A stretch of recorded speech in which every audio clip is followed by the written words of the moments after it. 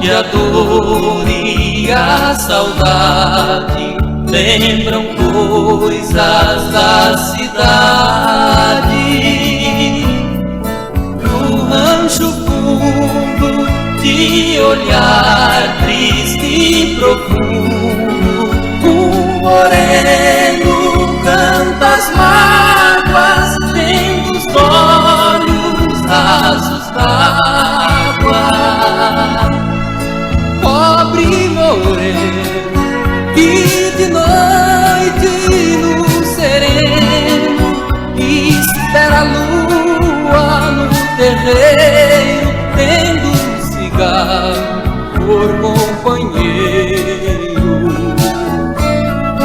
Sem um aceno ele pega na viola e a lua por esmola vem pro quintal desse moreno.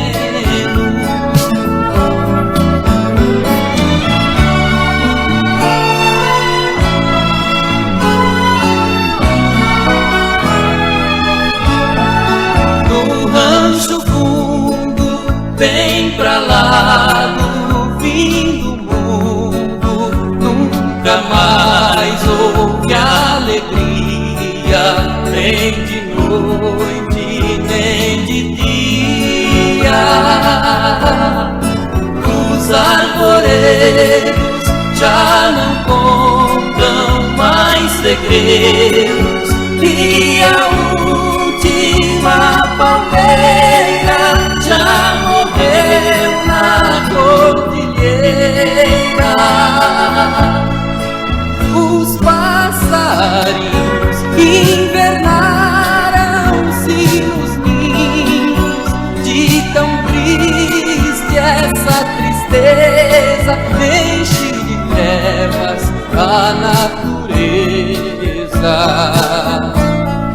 Tudo porque só por causa do moreno, que era grande, hoje é pequeno, pra uma casa de saber.